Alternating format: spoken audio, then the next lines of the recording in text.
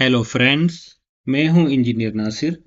इस वीडियो में हम एक रेक्टेंगुलर डक्ट एल्बो के अंदर प्रेशर ड्रॉप कैलकुलेट करने के लिए सैंपल कैलकुलेशन करेंगे। मान लेते हैं हमारे पास एक डक्ट एल्बो है जिसका साइज है 850 बाई 400 मिलीमीटर और उस एल्बो का एंगल है 90 डिग्री। उस एल्बो के अंदर दो वेंट्स है। रेक्टेंगुलर डक्ट एल्बो के अंदर प्रेशर ड्रॉप कैलकुलेट करने के लिए हम ये फॉर्मूला यूज करते हैं, TP equal to C into VP। TP total pressure drop elbow के अंदर, C duct fitting loss coefficient जिसे हम एशरे की टेबल से सेलेक्ट करेंगे, और वेलोसिटी प्रेशर के लिए हम ये फॉर्मूला यूज करते हैं अगर वेलोसिटी एफपीएम में है। अगर वेलोसिटी मीटर पर सेकेंड में है फिर वेलोसिटी प्रेशर कैलकुलेट करने के लिए हम ये फॉर्मूला यूज करते हैं। हम दो तरह की एल्बो यूज करते हैं, एक जिसमें वेंस लगी होती है और दूसरी जिसके अंदर कोई वेंस नहीं होती। जिस एल्बो के अंदर कोई वेन नहीं उसके लिए कोफिशिएंट सेलेक्ट करने के लिए हम ये टेबल यूज करते हैं, और वेन वाली एल्बो के लिए कोफिशिएंट इस टेबल से सेलेक्ट करते हैं। हमारे पास एक वेन एल्बो है जिसका साइज है 850 बाई 400 मिलीमीटर।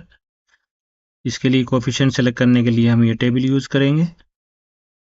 कोफिशिएंट सेलेक्ट करने के लिए हमें दो वैल्यूज की जरूरत पड़ती है, h/w और r/w। h एल्बो की हाइट, w एल्बो की विड्थ और स्मॉल r सेंटर रेडियस। इस एल्बो के लिए h/w की वैल्यू है 0.47, तो नियरेस्ट वैल्यू है 0.5, तो इसके लिए हम ये कॉलम सेलेक्ट कर लेंगे।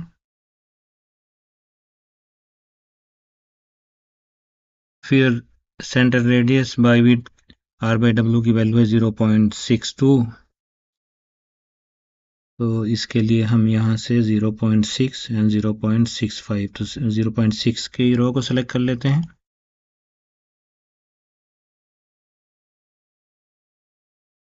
तो इस तरीके से इस एल्बो के लिए कोफिशिएंट की वैल्यू है 0.27।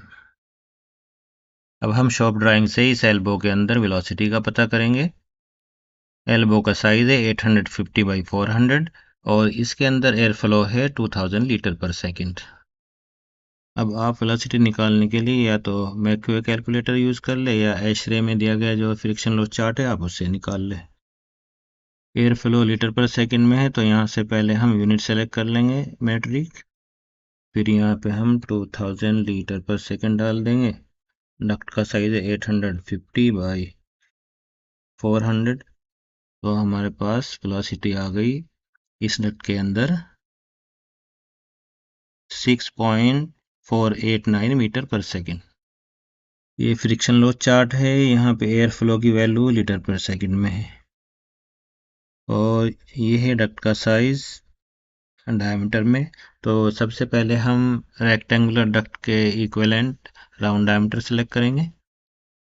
हमारे डक्ट का साइज है 850 बाई 400, तो यहाँ पे हम 850 देखते हैं, यहाँ पे 800 है उसके बाद 900 है, तो हम यहाँ से 800 एंड 900 दोनों को सेलेक्ट कर लेते हैं।